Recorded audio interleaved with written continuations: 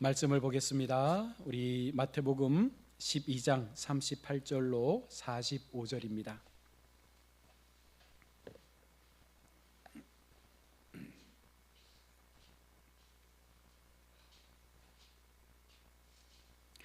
마태복음 12장 38절에서 우리 45절 말씀을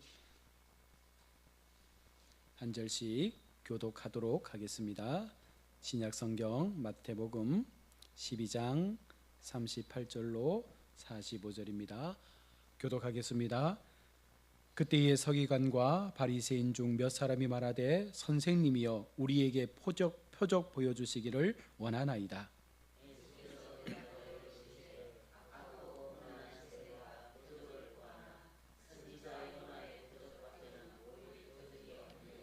요나가 밤낮 사흘 동안 큰 물고기 뱃속에 있었던 것 같이 인자도 밤낮 사흘 동안 땅속에 있으리라.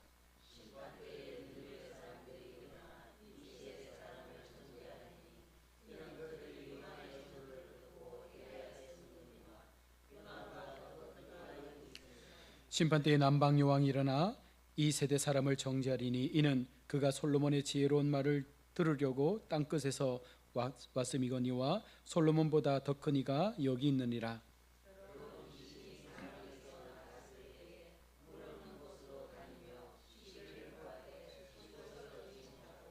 이에 이르되 내가 나온 내 집으로 돌아가리라 하고 와보니 그 집이 비고 청소되고 수리되었거늘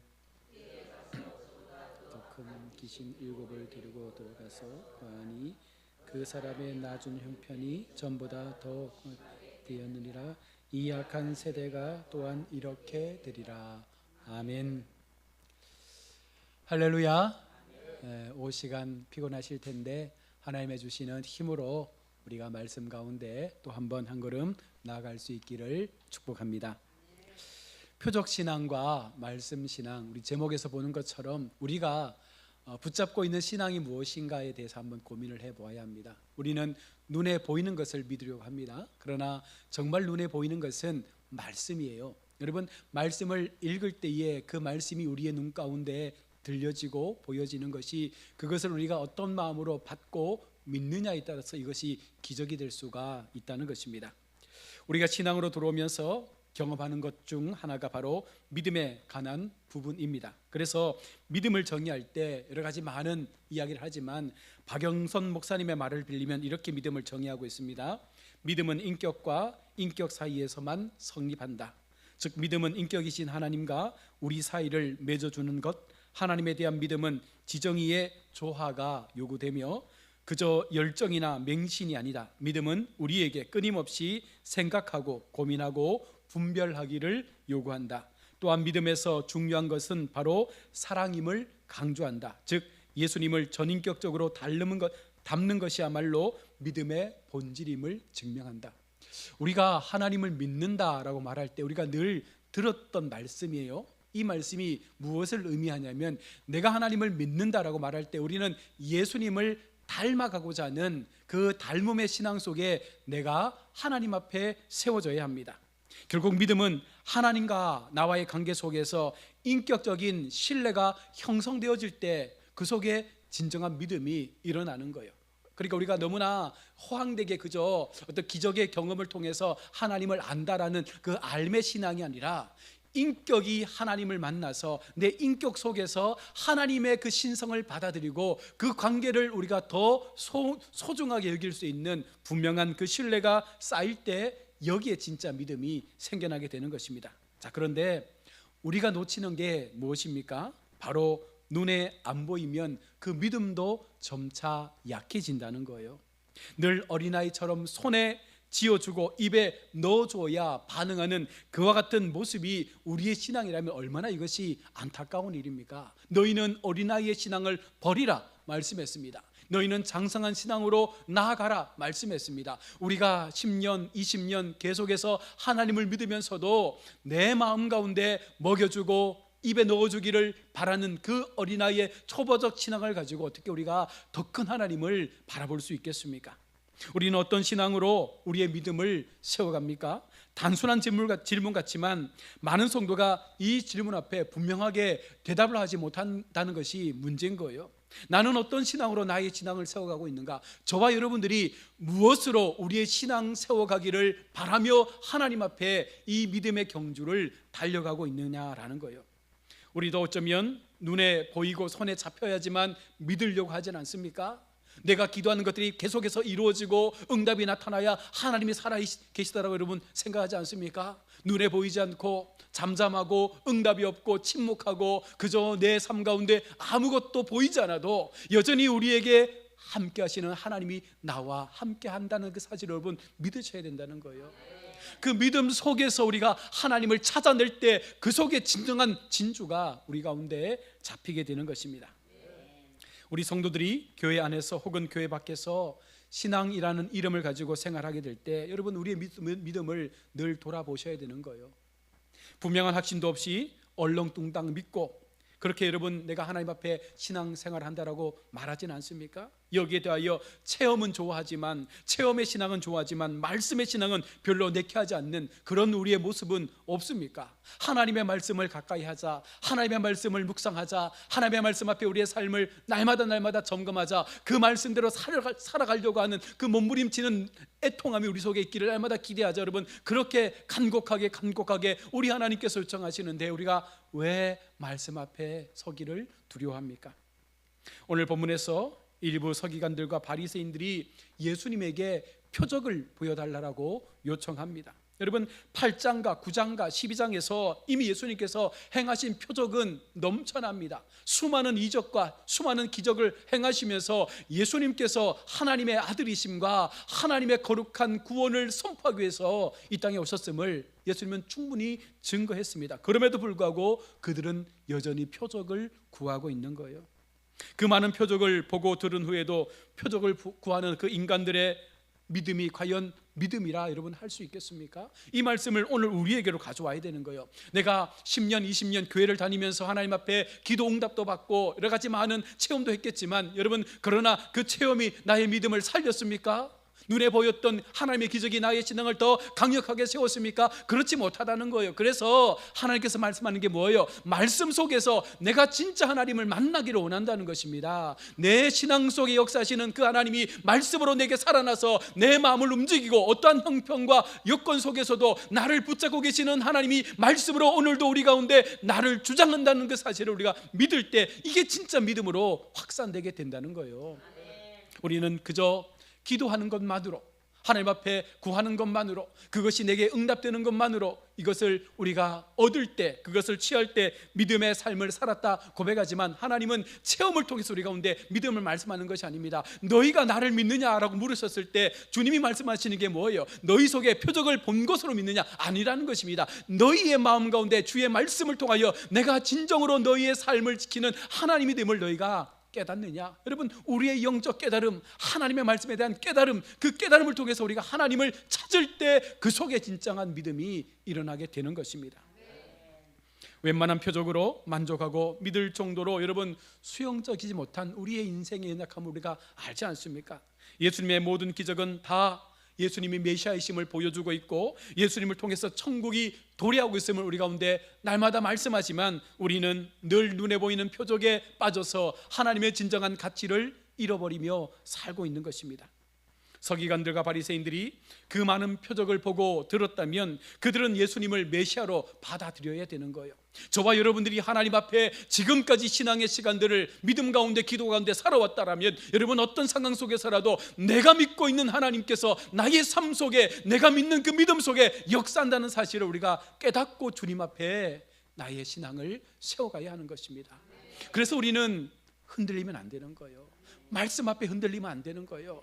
때때로 우리가 수많은 관계 속에서 환경 속에서 아픔을 당하지 않습니까? 어려움의 환경들을 만나지 않습니까? 때때로 기도하는 것들 속에 응답되지 않는 수많은 기도들도 우리가 경험하지 않습니까? 그럴 때마다 하나님을 향하여 우리의 마음이 원함과 분냄으로 올려진다면 여러분 그 속에 무슨 하나님의 선함이 나타날 수 있겠습니까? 오히려 그러할 때에 더 침묵 속에서 하나님 앞에 더 깊이 엎드릴 수 있는 머리를 쳐박고 주님 앞에 기도할 수 있는 여러분 그 마음들이 우리 속에 생겨나야 된다는 거예요. 예수님은 표적을 구하는 이 세대를 두고 뭐라 말씀합니까? 악하고 음란한 세대라 말하는 거예요.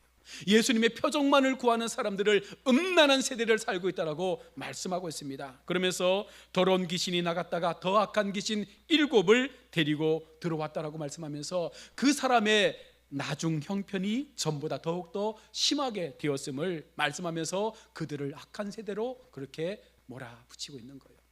이 말씀은 우리가 한 번 더 하나님의 경고로 들어야 되는데, 내 신앙 속에 하나님을 만났던 그 첫사랑의 신앙 속에 하나님을 경험했습니다. 그러나 어느 순간 내게서 믿음이 약해진 거예요. 어느 순간 내 속에서 성령이 떠나버린 거예요. 그랬더니 처음 예수 믿었을 때 내 가운데 임했던 그 악의 영들을 주께서 다 물리쳐 주셨는데, 어느 순간 내 마음 가운데 성령이 사라지고 나니까 내 속에 떠났던 귀신이 세상을 돌다가 내 마음 가운데 다시 들어온 것입니다. 그리고 나서 보니까 이 집이 너무나 살기 좋은 집으로 변해 있는 거예요. 그래서 더 많은 귀신들을 데리고 들어와서 내 삶을 더 곤고하게 만들고 있다는 것입니다. 무엇입니까? 나의 믿음의 행위가 오히려 귀신을 내 속에 불러들여서 하나님 앞에 세워진 우리의 믿음을 무너뜨리고 있더라는 것이죠. 여러분, 이것이 믿는 사람들에게 보여지는 현상이라는 거예요. 믿지 않는 사람들에게 말씀하는 것이 아니라 믿음을 가졌던 우리에게 하나님께서 이렇게 말씀하시면서 너희 속에 악함을 갖고 살아가는 모습들이 너무나 크게 일어난다는 것입니다. 비록 소재되고 수리된 집, 여러분, 그 속에 우리는 말씀 대신 하나님을 모시며 살아야 하는데 우리의 마음이 그것을 때때로 놓친다는 거예요. 그 빈틈이 생길 때마다 마귀는 철저하게 그 빈틈을 꿰뚫고 들어와서 우리의 마음을 빼앗고 우리의 삶을 흔들어버리고 우리의 영적인 가치관조차도 무너뜨리게 되니 어느 순간 우리가 하나님 앞에 세워져 있는 것처럼 보여지지만 철저하게 악한 세대, 귀신에게 붙잡혀 살아가는 인생이 되어지고 있는 것이죠. 수많은 표적을 보고도 또다시 표적을 구하고 살아가는 사람들, 더 악한 7 귀신을 데리고 와서 함께 그 귀신과 살아가는 우리의 인생들을 바라보면서 주님께서 지금 책망하고 경고하고 있는 것입니다. 예수님은 이런 말씀을 하시면서 요나의 표적 말고는 내가 너희에게 보여줄 표적이 없다 말씀하죠. 우리가 잘 알고 있는 것처럼 요나의 표적이 무엇입니까? 3일 밤 동안 하나님께서 어두운 땅 가운데 계시다가 사흘째에 부활의 주로 살아나심을 보여주는 요나의 표적인 거예요. 우리가 믿는 것은 우리의 육신의 회복, 우리의 물질의 회복, 우리의 건강의 회복, 우리의 자녀의 회복, 이런 모든 삶의 회복을 바라기 이전에 내 삶 속에 죽었던 나의 영적 잠을 하나님께서 깨우셔서 우리도 주님의 부활과 함께 그 사망의 잠에서 우리를 깨우신다라고 하는 그 놀라운 주님의 표적을 통해서 우리의 믿음을 하나님 앞에 나타내야 되는 것입니다. 요나가 밤낮 사흘을 큰 물고기 뱃속에 있었던 것처럼 예수님께서도 그 사흘 밤낮을 어두운 땅 속에 계셨지만 그 죽음의 권세를 깨뜨리시고 살아나셔서 우리의 소망의 부활의 첫 열매가 되어주신 그 하나님이 오늘 우리가 믿고 있는 믿음의 주가 되시는 것입니다. 십자가의 죽음과 부활의 표적은요, 예수님께서 우리 가운데 보여주실 수 있는 최고의 표적입니다. 여러분, 이 표적 외에 더 바라지 말라는 거예요. 우리가 하나님 앞에 죽었던 영혼들입니다. 세상 가운데 버려졌던 영혼들이에요. 하나님 앞에 아무도 쓸모없었던 그와 같은 인생들이었는데 예수님의 죽음과 십자가의 부활을 통해서 오늘 우리에게도 그 생명의 부활을 표적으로 나타내 보여주셨다는 것입니다. 그것을 보고도 너희가 나를 믿지 못하느냐, 이것이 바로 악한 세대라고 말씀하고 있는 것입니다. 요나의 표적은 예수님의 죽음을 예표한 그림자입니다. 예수님의 죽음이 그림자인 요나의 표적보다 더 크다라고 말씀하는 거예요. 너희는 요나의 표적을 믿으면서 왜 예수님의 그 사랑을 믿지 못하느냐, 이것이 악한 세대인 것입니다. 그런데 덜 큰 요나의 전도를 듣고도 여러분, 니느웨 성에 수많은 사람들이 회개하고 하나님께로 돌아왔다는 것입니다. 요나의 표적을 보고 요나의 표적을 통해서, 요나의 음성을 통해서, 요나의 말씀의 그 증거를 통해서 요나가 담대하게 전했습니까? 힘있게 전했습니까? 아니에요. 그 큰 성 니느웨를 향해서 그냥 심판의 때가 왔습니다. 심판의 때가 왔습니다. 회개하십시오. 그냥 혼자 중얼중얼거리면서 그 동네를 다녔는데 그 말을 들었던 한 사람이 그 메시지를 전하면서 그 온 성에 예수 그리스도의 그 심판의 경고를 듣고 온 그 성의 사람들이 말씀 속에서 하나님 앞에 돌아와 그 니느웨 성이 멸망치 않았음을 말씀하는 거예요. 여러분, 그 당시에 수많은 사람들이 당신들의 삶이 잘못되었다라고 요나를 통하여 말씀해 주시는 그 세미한 음성 속에서도 돌아왔다면 오늘 우리 주님께서 십자가의 사건을 통하여 담대하게 내게 말씀하여 주시는 생명의 주 대신 내가 길이요 진리요 생명이신 나로 말미암지 않고는 하나님께로 갈 자가 없다라는 그 말씀을 듣는 우리가 과연 어떻게 우리의 믿음을 키워가야 되겠습니까? 예수님은 요나의 표적을 말씀하신 이후에 솔로몬의 지혜도 더하여 말씀하지 않습니까? 솔로몬의 지혜는 예수님의 지혜를 예표한 것입니다. 그런데 이 솔로몬의 지혜를 들으려고 남방의 여왕이 찾아와서 그 지혜를 듣고 놀랐는데 우리 예수님의 지혜가 이 사람의 지혜보다, 이 왕의 지혜보다 훨씬 더 크고 높다라는 것을 말씀하는 것입니다. 여러분, 따라서 최후의 심판 때에 여러분, 우리가 무엇으로 정죄를 받겠습니까? 우리 속에 내가 믿고 내가 하나님 앞에 살아왔던 그 삶의 모든 순간들, 얼마나 우리가 주님의 말씀을 나의 말씀으로 믿고 그 말씀 앞에 나의 신앙을 점검하면서 철저하게 나를 죽였던 삶을 살아왔는가? 여러분, 그것이 결국은 심판대 앞에서 하나님 앞에 우리가 구원받을 수 있는 길 아니겠습니까? 물론 예수 믿는 자는 마지막 죽음 앞에서 다시 살아나 그 심판을 면할 것입니다. 이것은 무엇을 전제로 합니까? 바르게 믿었을 때, 말씀 가운데 하나님을 온전히 찾았을 때, 그들의 삶 가운데 진정한 하나님의 말씀을 통하여 우리의 신앙이 견고하게 세워져 그 죽음을 맞았을 때 그들은 심판에서 면제되지만 그렇지 못한 자에게는 반드시 하나님께서 물으실 책망들이 있다는 것입니다. 표적은 귀한 것이지만 표적을 통해서 메시아를 발견하고자 하는 이 어리석음의 모습을 우리는 가져서는 안 됩니다. 단순한 기적에 매몰되다 보면 우리가 그 기적 없는 신앙 속에서 하나님을 놓칠 때가 많다는 거예요. 우리가 사모하는 것은 여러분 기적이 아닙니다. 우리가 사모하는 것은 말씀이어야 되어야 합니다. 말씀 가운데 우리를 붙잡아 주시는 그 놀라운 능력이 나를 살려가고 있다는 그 말씀의 능력 앞에 우리의 신앙을 세워갈 때 우리는 하나님의 허락하신 천국의 소망을 붙잡을 수 있는 것입니다. 유대인들은 표적을 구하기로 유명한 사람들이었습니다. 그들은 많은 표적을 보고도 계속해서 더 많은 표적을 구하는 거예요. 그러니 결국은 그들은 예수님을 믿는 것이 아니라 예수님을 통해서 나타나는 수많은 기적의 사건들만을 요구하면서 자신들의 기득권만을 지키려고 하는 그 허황된 믿음들이 그들 속에 거짓 믿음으로 남아있었던 것입니다. 우리는 이런 자들이 돼서는 안 된다는 거예요. 주님이 주시는 표적을 통해서 그것이 가리키는 진리를 깨달아야 하고 그 진리 속에서 내가 하나님 앞에 건강하게 세워져야 믿음의 불감증에서 벗어날 수 있는 것입니다. 날마다 민감하게 반응할 수 있는 참 말씀의 믿음이 우리의 삶 가운데 나를 깨울 수 있는 영적 삶으로 우리를 바꿔내야 한다는 것이죠. 예수님께서 도마에게 말씀하는 것 알지 않습니까? 너는 나를 본고로 믿느냐? 보지 않고 믿는 자가 더 복되도다. 여러분, 우리 속에 이런 믿음이 있어야 합니다.